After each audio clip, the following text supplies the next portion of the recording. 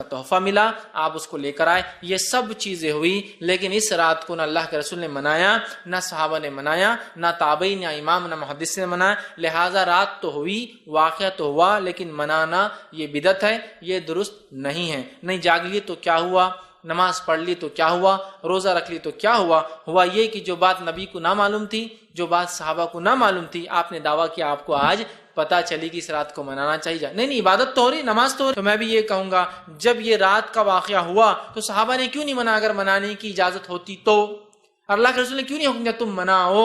اس سے پتہ چلا رات تو ہوئی، واقعہ تو ہوا، لیکن منانا نہیں ہے۔ اور اس روز کو روزہ تو ہے ہی نہیں، یہ تو شب برات کی بدعت کے چکر میں شب معراج کا بھی روزہ چالو ہو گیا۔ اب یہ برات کے بعد لوگ روزہ رکھتے تھے نا، ابھی نیا یہ سال میں نے سنا کہ معراج کا بھی روزہ ایک، اور روزہ بھی رکھ رہے ہیں۔ تو میں کہوں گا یہ بدعت ہے، ایسی عبادت مت کیجیے، اور ایسا روزہ مت رکھیے، رکھے ہوں گے تو توڑ دیجیے اور کچھ کھا لیجیے، اس لیے کہ روزہ رکھنا تو درست ہے، لیکن خاص ایک غلط نسبت سے روزہ رکھنا میں کہوں گا یہ درست نہیں ہے۔ لہٰذا اس کو اوائڈ کیجیے، اس کو چھوڑ دیجیے، اگر رکھا ہے تو اس کو توڑ دیجیے، زیادہ بہتر۔ اور اس رات میں کوئی خاص عبادت ثابت نہیں۔ ہاں روز ایک آدمی اٹھ کے نمازیں پڑھتا ہے، تہجد پڑھتا ہے تو کرے، خاص اس رات کو 27 کو کرنا درست نہیں۔ اور حضرات، مفتیان دین، اسکالرز حضرات اس سفر معراج کا تذکرہ فرماتے ہیں، بہت اچھی بات ہے، آنے والی جنریشن کو بھی اس کے بارے میں معلوم ہونا چاہیے۔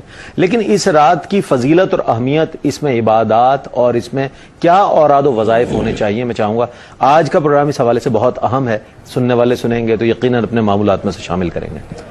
دیکھیں بعض ایسی معاملات ہیں کہ ہماری عقیدت، ہماری محبت، ہمارا پیار اور ان واقعات میں پوشیدہ حکمتوں پر گہری نظر رکھ کر ہم از خود اپنے لیے کچھ معمولات کا انتخاب کر لیتے ہیں۔ ٹھیک ہے، سفر معراج یقیناً ایک بہت بڑی فضیلت تھی ہمارے سرکار کے لیے بھی، اور ہمارے لیے بھی بہت بڑی سعادت کی بات ہے کہ ہم اپنے نبی کے بارے میں کہہ سکتے ہیں کہ ہمارے نبی وہ ہیں جن کو وہ معجزہ ملا جو کسی بھی نبی کو حاصل نہ ہوا۔ یہ ہمارے لیے بھی فخر کی بات ہے۔ لیکن اس معراج جو جس رات میں ہوا، اس رات کے حوالے سے ایسا نہیں ہے کہ قرآن و حدیث نے کوئی فضیلتیں بیان کر کے باقاعدہ عبادات کا تعین کیا ہو۔ ٹھیک ہے، اس لیے میں نے تمہیدی کلمات میں عرض کیا کہ ہماری اپنی عقیدت بعض اوقات ہمیں کہتی ہے دیگر قرائن پر نگاہ رکھتے ہوئے، جیسے نبی کریم صلی اللہ علیہ وسلم جب مدینہ منورہ تشریف لائے تو یہودیوں کو 10 محرم الحرام کا روزہ رکھتے ہوئے پایا۔ فرمایا کیوں رکھتے ہو؟ انہوں نے بتایا اس لیے کہ یہی وہ دن ہے جس میں اللہ تعالیٰ نے موسیٰ علیہ السلام کو فرعون سے نجات دی تھی، تو موسیٰ علیہ السلام نے بطور شکرانہ روزہ رکھا تھا، تو ہم ان کی موافقت میں روزہ رکھتے ہیں۔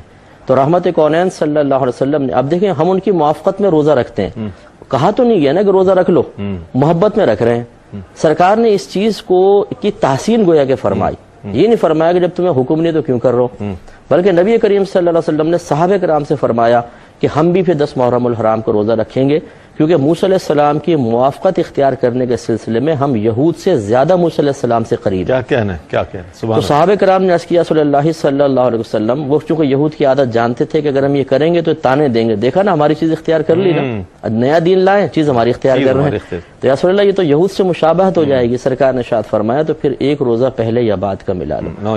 اس سے یہ اشارہ کر دیا ہمارے سرکار صلی اللہ علیہ وسلم نے کہ جب کسی تاریخ کو، کسی دن کو، کسی رات کو کسی بہت بڑے واقعے سے نسبت حاصل ہو جائے تو آپ از خود اس رات میں کوئی عبادت اختیار کر سکتے ہیں، جیسے کہ انبیاء علیہ السلام کا بھی طریقہ رہا ہے۔ لہٰذا اس کو دلیل بناتے ہوئے اب ہماری عوام الناس اگر اس رات میں عبادات اختیار کرتی ہے تو میں کہتا ہوں کہ اس سے روکا نہ جائے۔ یہ روکنا خلاف حکمت ہے۔ آپ دیکھیے لوگ ویسی نمازوں کے قریب نہیں آ رہے، ویسے روزوں کے قریب نہیں آ رہے، دین کے قریب نہیں آ رہے، کسی طریقے سے تو آئیں۔ ہاں یہ ضرور ہے کہ ہم اس کو ایک رسم نہ بنا لیں خالی، بلکہ اس سے فائدہ حاصل کریں، لوگوں کو جمع کریں، صرف سفر معراج ایک واقعے کے طور پہ ہی ذکر نہ کریں، بلکہ یہ بھی بتائیں کہ اس میں 5 نمازیں فرض ہوئی ہیں، تھی 50، یہ تو ہمارا سرکار کے کرم ہے۔ 5 نمازوں میں سردیوں میں کہتے ہیں یار ابھی ظہر پڑی ہے فوراً عصر کی اذان ہو گئی، عصر پڑھتے ہیں مغرب ہو گئی، 50 ہوتی تو کیا ہوتا؟ یہ تو ہمارا سرکار کا کرم ہے۔ لیکن البخاری کی روایت اللہ تعالیٰ نے ارشاد فرمایا کہ حبیب آپ پر 50 نمازیں فرض کی تھیں، آپ کی وجہ سے 5 کی، لیکن آپ کی جب امت یہ 5 ادا کرے گی تو ثواب 50 کا ہی عطا کرے گا۔ تو ہم یہ بھی مطلب ہم جب سمجھائیں گے، کیونکہ لوگوں کا رجحان ہوتا ہے ایسے راتوں میں عبادات کا بن چکا ہے، تو اس کو روکا نہ جائے، انہیں آئے تو اس میں اب وہ ہر چیز اختیار کر سکتے ہیں جو شریعت کی مرضی کے موافق ہو، اللہ تبارک و تعالیٰ کی رضا کے حصول کا ذریعہ بنے، قرب کا ذریعہ بنے۔ نوافل اختیار کریں، جن کے اوپر قضا نمازیں باقی ہیں وہ قضا نماز ادا کریں، علماء کی مجالس اور محافل اٹینڈ کریں، اس کے علاوہ کھانے وغیرہ پکا کر غریبوں کو کھلانا چاہیں، ان کی امداد کرنا چاہیں تو بہت اچھی چیزیں، ان چیزوں کو اختیار کرنا ہے۔ اگر آپ نے ابھی تک ہمارا چینل سبسکرائب نہیں کیا تو ہمارے چینل کو سبسکرائب کر لیں